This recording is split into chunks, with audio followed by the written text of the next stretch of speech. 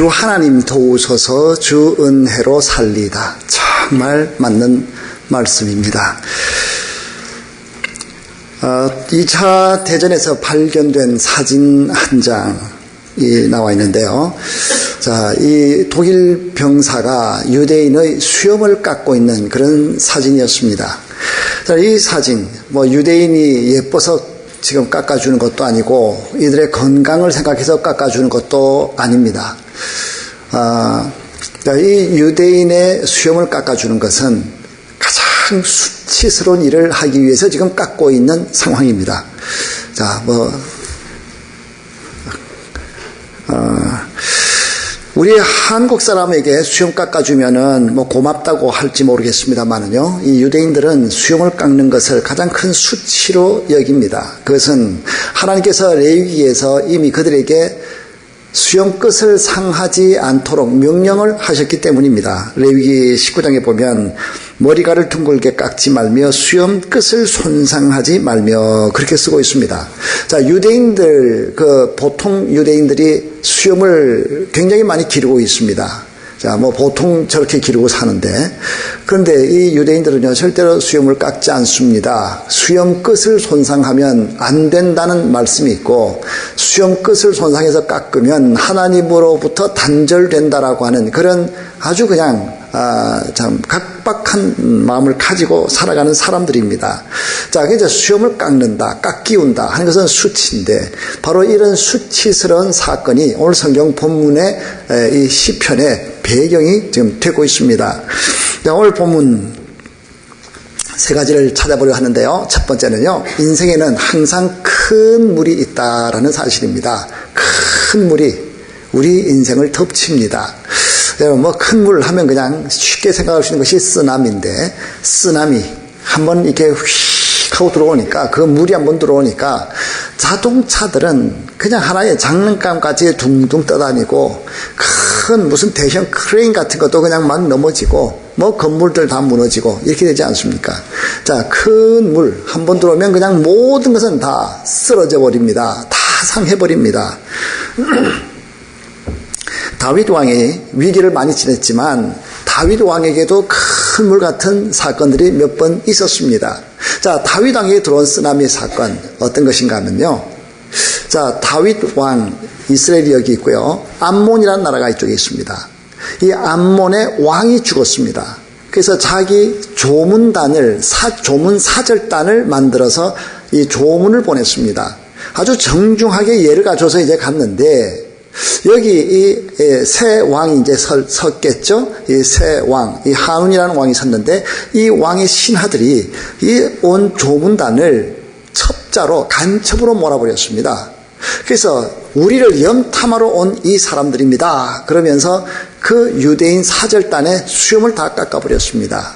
그들은 수치를 당합니다. 그것도 모질라서 그들의 긴 옷, 발까지 덮는 그 옷의 중간을 다 잘라버렸습니다. 그러니 엉덩이가 다 드러날 수밖에 없는, 하체가 드러나는 그런 수치를 주었습니다. 자, 그리고 이들을 돌려보냈습니다. 사절단이 다시 돌아오는데요. 그래도 그 옷이야 새로 갈아입으면 가려지겠지만 수염을 어떻게 하겠습니까? 이 깎인 이 수염, 이 수치로서 나갈 수가 없는 이 수염. 그래서 다윗 왕이 여리고에서 기다렸다가 수염이 다 다시 자라거든 그때 다시 들어오거라. 그래서 다윗성으로 들어오질 못했습니다. 자, 여러분, 이 암몬 왕은요, 그런 수치를 주면서 보냈으니 당연히 다윗 왕이 이제 화가 나서 자기들에게 이제 쳐들어올 것이라는 것을 당연히 기다리고 있지 않겠습니까?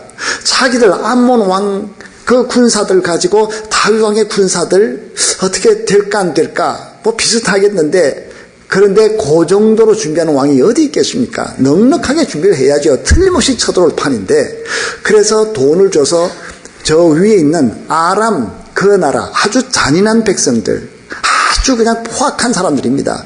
이 사람들 32,000명을 돈을 주고 사왔습니다.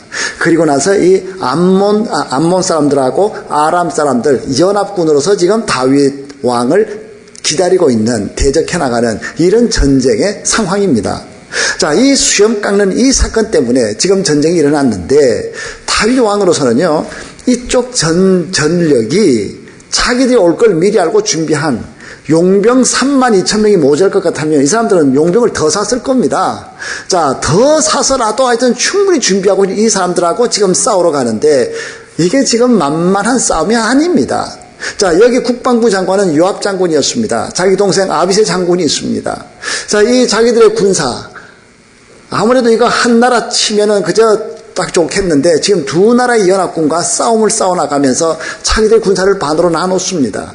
그리고 형은 그래도 더 싸납고 위험한 내가 지금 위에 있는 아람 사람을 내가 맡겠다.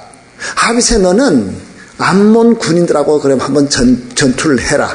만약 내가 불리하게 되면 질 것 같으면 내가 사람을 보낼게. 그러면 네 군사를 뽑아다가 나한테 보내주라.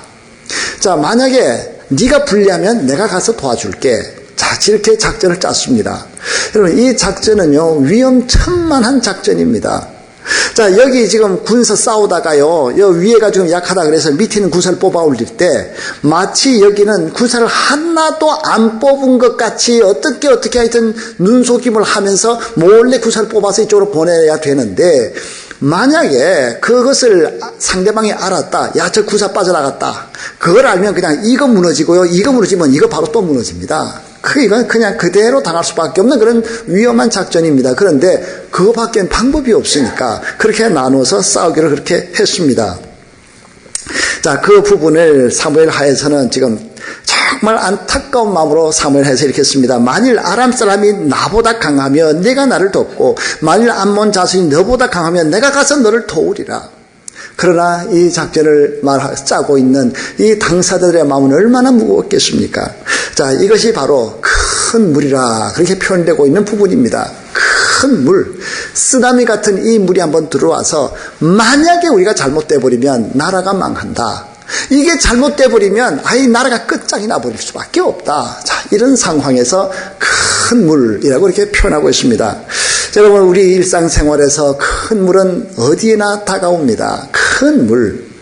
우리가 사업하면서요, 정말 야비하게 우리의 약점을 노리고서 참 우리들에게 불이익을 주고 있는 어떤 상대방이 있다고 하십시다. 이 사업을 안 할 수도 없고 하긴 해나가야 되겠는데 그렇게 억울하게 당하게 되는 그 순간 우리는 큰 물이 들어와서 쓰나미같이 내 사업을 쓸어가는 것 같은 그런 위기를 느끼지 않겠습니까? 자, 지금 뭐 열심히 살려고 하는데 근데 건강이 따라주질 않아서 그냥 쓰러져 버렸다. 그야말로 이것이 하나의 참 큰 물 아니겠습니까? 자, 사랑하는 자녀들 가운데서 무언가 참 이 세상에 잘못된 길로 걸어가고 있는 방황하고 있는 그 자녀들은 내 인생에서 떠나지 아니하는 큰 물로서 나를 공격해 될 겁니다. 큰 물들은 누구에게나 다가옵니다. 자, 두 번째입니다. 큰 물을 해결하는 방편으로서 하나님의 큰 손이, 오른손이 여기에 등장합니다. 자, 7절입니다. 위에서부터 주의 손을 펴사, 위에서부터 주의 손을 펴사 나를 큰 물과 이방인의 손에서 건지소서.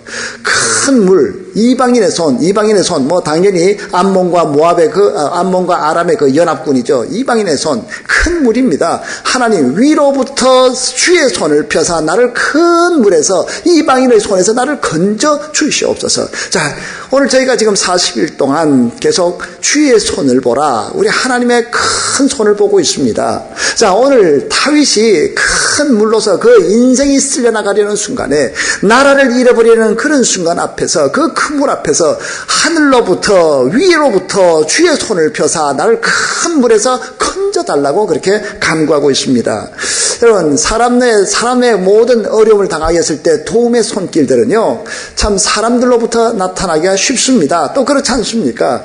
그런데 우리의 눈은요 보이지 않는 하나님의 큰 손보다는 눈에 보이는 우리들의 이웃의 그 손이 훨씬 효과적일까지 보일 때가 많습니다. 사람의 도움이 그것이 절대적일 거라 생각해서 하나님께 기도하기보다는 어느 사람에게 누구의 전화해서 이걸 좀 도와달라 그럴까 그럴 생각이 훨씬 빨리 들어옵니다. 그런데 다윗은 그것을 알았습니다. 사람의 손을 지금 의지할 때가 아니다. 지금은 하늘로부터 내려오는 그 큰 손, 하나님의 손을 의지해야 될 때라는 것을 그는 알았습니다. 사람의 손은 필요 없는 것이다. 헛된 것이다. 그래서 그는 피할 수 없는 이 전쟁에서 사람의 손을 의지하지 않기로 결단합니다. 그리고 사람의 손은 헛된 것이기에 두 번이나 똑같은 말로서 그는 사람의 손을 이렇게 표현합니다. 8절에서 그들의 입은 거짓을 말하며 그의 오른손은 거짓의 손이니이다. 그의 오른손, 사람들의 손, 적군의 손, 그 손은 오른손이라 할지라도 그것은 거짓된 것입니다. 헛된 손입니다. 11절에도 같은 말을 합니다. 그들의 입은 거짓을 말하며 그 오른손은 거짓의 오른손이니이다. 과연 아람 군사 32,000명의 용병과 함께 암몬 군인들이 쳐들어왔지만, 그들과 전쟁이 붙었지만 이들은 대패해서 물러가 버렸습니다. 그리고 얼마 후에 다시 재정비를 했는데, 여러분 그 암몬 사람들이 그 이왕 뭐 돈 주고 사는 거 뭐 더 사지 않겠습니까? 자, 다시 재정비해서 들어오고 있습니다. 자, 이때 역시 이 요압 장군 그리고 아비새 장군이 그들을 막아내는데, 그들과 싸우는데, 자, 그 싸움에서 자그마치 전차 700대를 깨뜨립니다. 자그마치 적군 마병 4만 명을 죽입니다. 자, 대승을 거둡니다. 자, 사람들은 말을 의지합니다. 사람들은 병거를 의지합니다. 사람들은 그 전투력에 대한 아주 그냥 무슨 중화기를 의지합니다. 그러나 그들의 손은 거짓입니다. 그들의 손은 헛됩니다. 라고 그렇게 고백을 합니다. 자, 이 똑같은 사건을 겪고 나서 승리하고 났을 때 그때 쓴 시가 시편 20편입니다. 이거하고 지금 다르게 시편 20편에서도 똑같은 사건에 대한 가지고 썼는데, 그 20편에서는 이 이야기를, 이 말을요, 똑같은 이 말을 사람의 오른손은 헛됩니다 라고 하는 것을 20편 7절에서 이렇게 씁니다. 어떤 사람은 병거, 어떤 사람은 말을 의지하나 우리는 여호와 우리 하나님의 이름을 자랑하리로다. 똑같은 말입니다. 사람들은 말을 의지하고, 사람들은 병거를 의지하고, 사람들은 사람을 의지하고 나가지만, 그러나 그 사람들의 오른손은 헛것입니다. 오직 하나님만이 진정한 힘이 되십니다. 이것이 다윗의 고백이었습니다. 144편 1절에서 어떻게 시작합니까? 여러분, 다윗이 지금 전쟁을 하러 나가는데 전쟁에 대한 테크닉을 실제적으로 가르치는 그 하나님은 나의 손가락으로 전쟁을 어떻게 해야 된다 하는 것을 실제로 가르쳐 주더라는 것입니다. 그래서 1절에서 말합니다. 나의 반석이신 여호와를 찬송하리로다. 그가 내 손을 가르쳐 싸우게 하시며 손가락을 가르쳐 전쟁하게 하시는도다. 내 삶 가운데 실제로 내가 세탁소에서 일을 하든지, 내가 가게에서 일을 하든지, 어디에서 일하든지 내 손가락과 내 손을 실제로 어떻게 움직여야 될 것을 실제로 가르치고 사용하시는 바로 그 하나님. 2절에서 그 하나님의 사용하시는 것이 여러 가지 군대에서 꼭 필요한 것들로서 나타납니다. 여호와는 나의 사랑이시여, 나의 요새이시여, 나의 산성이시여, 나를 건지시는 이시여, 나의 방패이시니 내가 그에게 피하였고 그가 내 백성을 내게 복종하게 하셨나이다. 그 군대 모든 질서도 하나님께서 만들어주시고, 피난처도 만들어주시고, 요새도 산성도 다 하나님께서 만들어주셔서 실제적으로 승리하게 하시다는 것입니다. 자, 오늘 우리를 핍박하는 여러 가지 직장의 상사들 있을 수 있습니다. 가시 같은 시집 식구가 있을 수도 있습니다. 자, 억지와 비상식으로 사업을 힘들게 하는 사람들이 있습니다. 그런데 실제적으로 우리의 손, 우리의 손가락, 우리의 지혜, 우리의 말씨, 우리의 얼굴 표정 모든 것을 실제로 사용하여서 그 모든 큰 물에서 건지시는 하나님, 위로부터 손을 펴서 나를 건져주시옵소서 실제적으로 건져주시는 그 주님을 다윗은 이렇게 노래하고 있습니다. 마지막 세 번째입니다. 그런 사람들, 큰 물을 만나 있을 때 하나님 위로부터 주의 손을 펴서 건져주시는 그 건짐받은 사람들에게는 복을 주시는데, 승리의 복을 주시는데, 구체적으로 여기서는 세 가지의 복을 소개하고 있습니다. 첫 번째는요, 가정의 복을 준답니다. 자, 12절부터 쭉 다 복을 얘기하는데요. 12절, 우리의 아들들은 어리다가 장성한 나무들과 같으며 우리 딸들은 궁전의 양식대로 아름답게 다듬은 모퉁이 돌들과 같으며. 아들하고 딸이 좀 달라야죠. 자, 아들은 장성한, 어리다가 장성한 나무들과 같으며.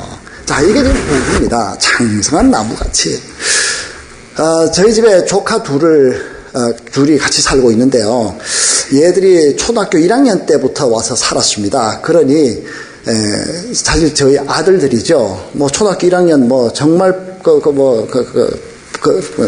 베이비부터 이제 와서 이제 컸는데, 그래서 지금 고등학교 1학년, 고등학교 4학년입니다. 예, 키가 이제 저보다 더 컸어요. 근데 얘들이 한 2년 전까지만 해도요, 제가 걔들하고 같이 동네에서 이렇게 뛰어다녔습니다. 그래서 뛰면은 지나나나, 뭐, 그렇게 뛰었는데, 작년에 뛰어본 기억이 한 번도 없고, 금년에도 뛰어본 기억이 없습니다. 근데 어저께 5K 뛰었잖아요. 이 백혈병 해서, 5km 아침에 뛰는데, 아침에 딱 뛰기 시작하니까 그냥 얘가 안 보이더라고요. 저는 죽을 똥 살똥 뛰고 들어와서 딱 보니까 얘는 앉아서 빵 먹고 앉아있더라고요. 야, 빨리 왔네. 그래서 네 앞에 몇 명 있었냐? 그랬더니 뭐 영어로 하니까 걔는 자기 앞에 바이크밖에 없대요. 자전거만 자기 앞에 있었대. 그러니까 나가자마자 자기는 제일 앞에서 뛰어나가면서 자전거 가이드 하는 길 가르쳐주는 그 자전거하고 그냥 같이 따라서 이렇게 해서 그냥 끝까지 들어온 거예요, 그냥.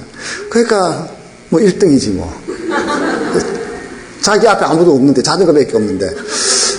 그래서 연령별로 이제 금메달 주는데 그 금메달 받고요. 제 것도 보이시죠? 저도 그래도 나도 하나 받았어, 그래도요. 저것도 저래도 금이에요, 금. 60에서 64세까지니 뭐 시원한 사람이 뭐 별로 있겠습니까? 그러니 뭐 저 같은 사람도 저걸 하나 받죠. 자, 그런데 이제 쟤는 금메달 저거 받고 전체 1등이라고 그래서 또 큰 메달 하나 이렇게 또 받았습니다. 돈도 주면 좋겠지만 돈은 안 줘서 못 받고. 저는 하나 받고 너는 2개 받고, 야, 기분 나쁘다. 너는 왜 2개나 받냐? 제가 그런 마음이 들까요?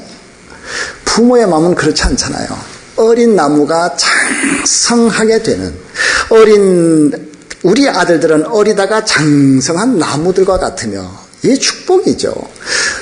우리 애가 더 크면 좋겠고요. 우리 애가 더 세지면 좋겠고요.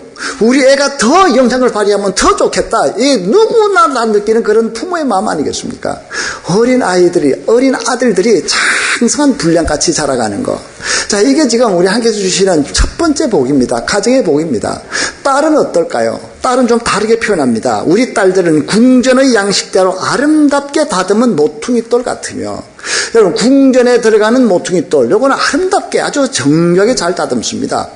여러분, 잘 쓰지 않는 저 창고에 들어가는 돌 같으면요, 창고에 들어가는 돌은 대강 깎아서 그냥 척 집어넣고 그 위에다가 그냥 이렇게 기둥도 세우고, 어차피 물건들을 꽉꽉 채워버리면 보이지도 않는 거, 그 창고에 들어가는 돌을 누가 그렇게 귀하게 만들겠습니까? 근데 궁전에 들어가는 그 모퉁이 돌은 다르죠. 최고의 건축가가, 최고의 석공들이 나와서 아주 정확하게, 아주 깔끔하게, 아주 그냥 예쁘게 만들지 않겠습니까? 모든 사람들이 들어오면서 그 건축된 양식을 보고, 궁전을 보면서, 야, 정말 아름답다. 감탄이 나올 만큼 최선을 다해서 만들지 않겠습니까? 바로 우리 딸들은 그렇게 아주 예쁘게 최선을 다해서 정교하게 만든 그런 딸들. 자, 이것이 지금 다윗이 말하는 첫 번째 복입니다. 자, 오늘도 우리 하나님께서 우리의 아들들은 어리다가 장성한 나무들 같은 아들들 되기를 축원합니다. 우리의 딸들은 궁전의 양식대로 정교하고 아름답게 만든 모퉁이 돌들 되기를 축원합니다.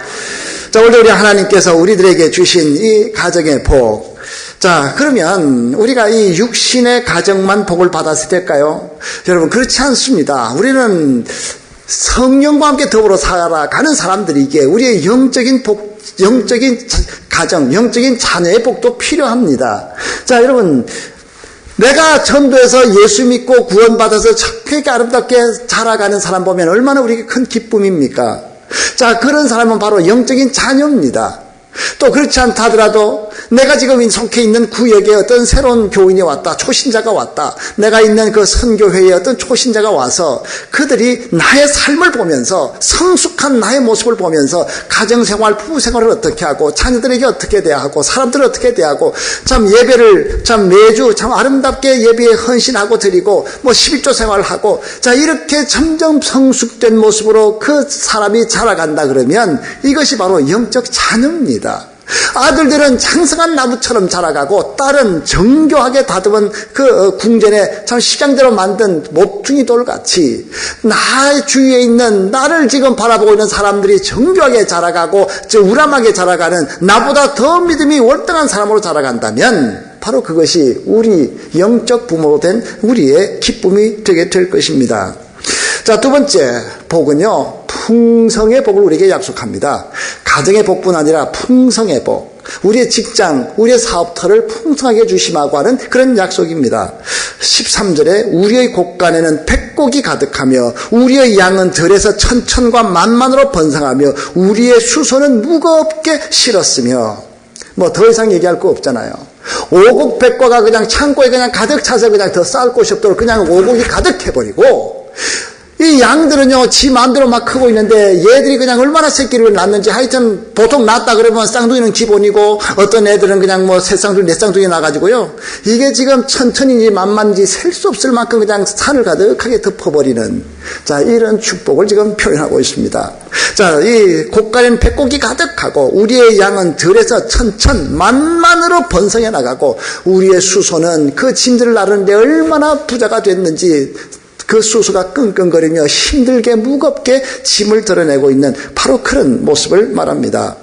여러분, 이 불경기 가운데서라도 우리 하나님만이 진정한 큰 물에서 우리를 건지시는 분, 우리 불경기 가운데서 우리의 가정의 필요를 풍성케 채워주시는 그런 분이십니다. 자, 이 역시 영적으로 우리가 생각한다면요, 자, 우리의 가정에 필요한 것이 우리의 직장이나 사업터만 풍성할 것이 아니라 우리의 영적 삶의 풍성함.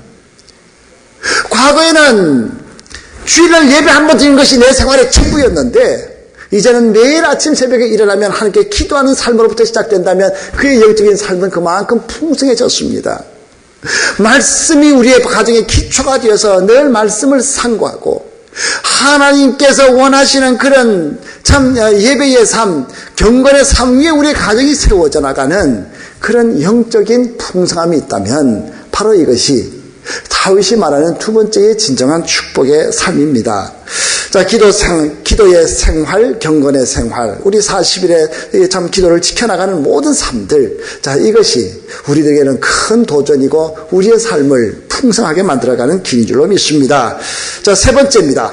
강자의 복이 있습니다. 강한 자의 복을 약속합니다. 자, 가정의 복, 풍성의 복, 우리의 일터의 풍성의 복, 그리고 강한 자의 복. 이 강자는요, 진정한 평화를 위해서는 강자가 필요합니다. 강한 힘이 필요합니다. 자, 14절에서 또 우리를 침노하는 일이나 우리에게 공격해 들어오는 그런 일도 없고 적군이 들어오지도 못하고 적군이 들어오는 일이 없으니까 우리가 나아가 막는 일도 없죠. 당연히 없습니다. 그리고 또 전사하는 사람이 없습니다. 남편이나 자기 아버지가 죽어서 우는 사람이 있을 수가 없죠. 그래서 우리 거리에는 슬피 부르짖음이 없을진데 이러한 백성은 복이 있나니, 그렇게 말하고 있습니다. 나라가 강하면요, 그 나라에는 자연적으로 평화가 있습니다. 미국 육군사관학교에서 나온 시험 문제라고 하면서 이 유명한 얘기가 있지 않습니까? 미국 육군사관학교 학생들에게 미국 군대가 강해야 할 이유가 무엇이냐? 자, 뭐 극적으로 답은 두 개입니다. 하나는 우리나라가 군사력이 강해서 다른 나라를 침공하고 언제라도 뺏을 수 있게 하기 위해서, 두 번째는 다른 나라로부터 우리나라를, 미국을 안전하게 보호하고 진정한 평화를 누리기 위하여. 당연히 답은 후자입니다. 그게 정답입니다. 다른 나라가 도무지 미국을 공격할 엄두도 못 낼 만큼 그런 강한 군사력을 가지고 있는 것. 자, 이것이 사관학교 학생들에게 가르치는 내용이라는 것입니다. 오늘도 힘 있는 자는 평화를 누립니다. 사자는 누워있어도 편안하게 잠을 잡니다. 힘이 있기 때문입니다. 강한 자가 안전합니다. 강한 자가 평화를 누립니다. 바로 하나님께서 주시는 평화를 누리는 사람들은 이 땅에서 강한 자로서 살고 있기 때문입니다. 자, 결론을 맺습니다. 결론은요, 15절 말씀에 이렇게 쓰고 있네요. 이런 백성은 복이 있나니 여호와를 자기 하나님으로 삼는 백성은 복이 있도다. 여호와 하나님을 자기 하나님으로 삼고 큰 물이 있다 할지라도 큰 물 쓰나미가 온다 할지라도 하나님의 손으로서 나를 건져주소서 그러며 하나님을 바라보는 사람들, 주의 손을 바라보는 그 사람들은 진정 복 있는 사람이다. 여호와를 자기 하나님으로 삼는 백성은 복이 있도다. 그렇게 말합니다. 자, 이제 여호와 하나님을 섬기면서 그 자녀로 살아가는 여러분들, 이제 하나님의 큰 오른손으로 여러분의 모든 삶 가운데 다가오고 있는 쓰나미들, 큰 물에서 여러분들을 건져서 가정의 복, 풍성의 복, 강한 자의 복을 누리시는 여러분 되시기를 주의 이름으로 축원합니다. 기도하겠습니다.